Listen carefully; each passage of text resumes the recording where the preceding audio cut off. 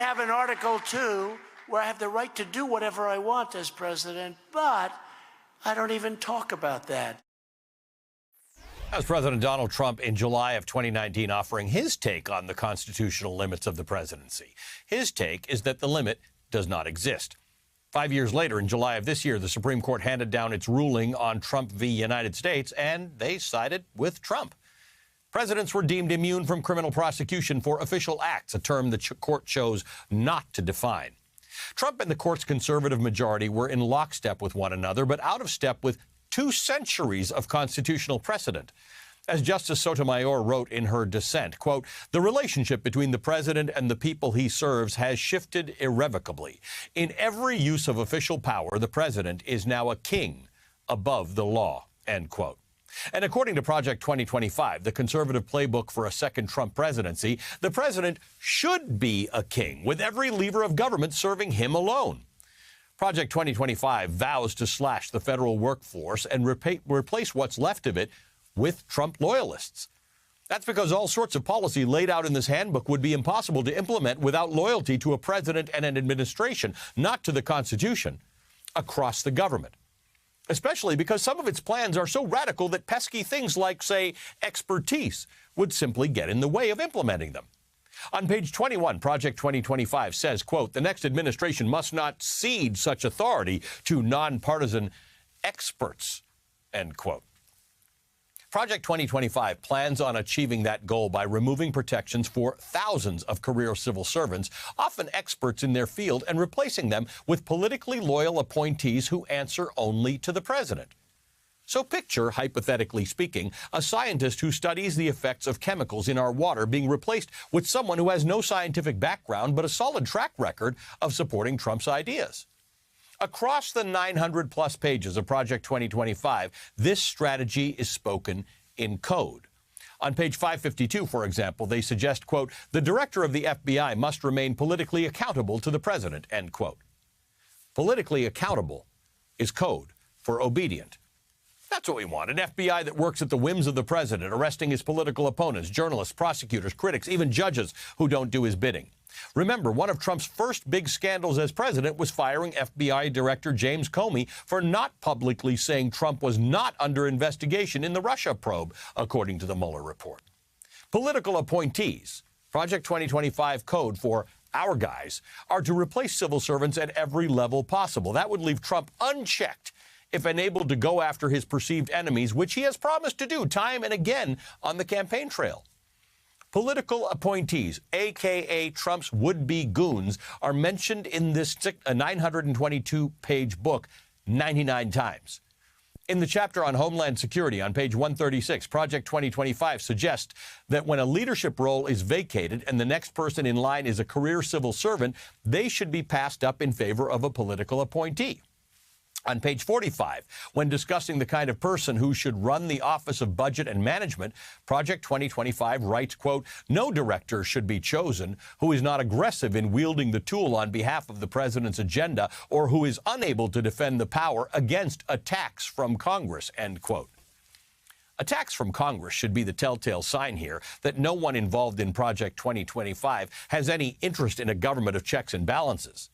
Congress is a co-equal branch of government, according to our Constitution, but according to Project 2025, Congress should bug off, too.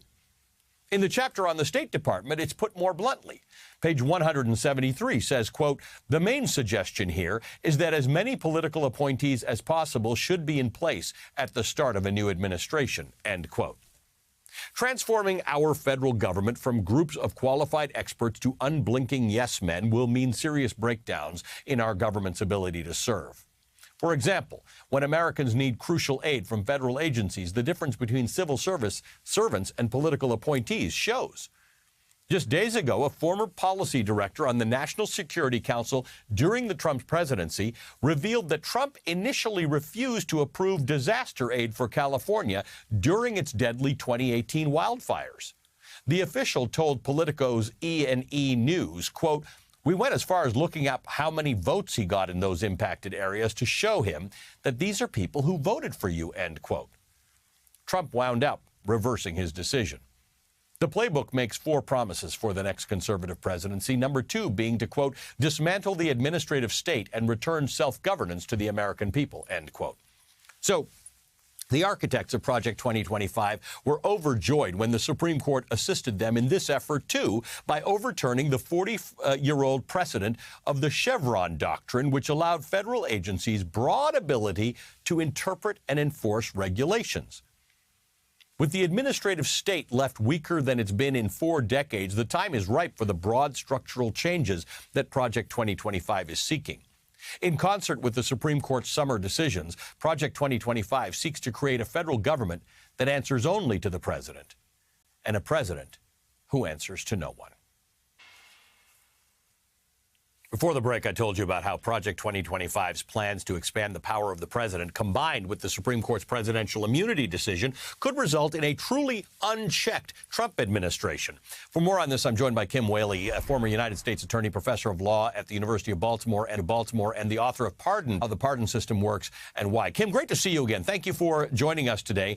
You know, we parse Project 2025. We go topic by topic, but this is a thing that's sort of all over it, and in combination with the Supreme Court basically saying that all sorts of things are official acts and the president is not accountable for them. I worry about, this isn't it's not about abortion, it's not about the environment. It's specifically about the fact that the president can do a lot more than a constrained president as designed by the framers can do.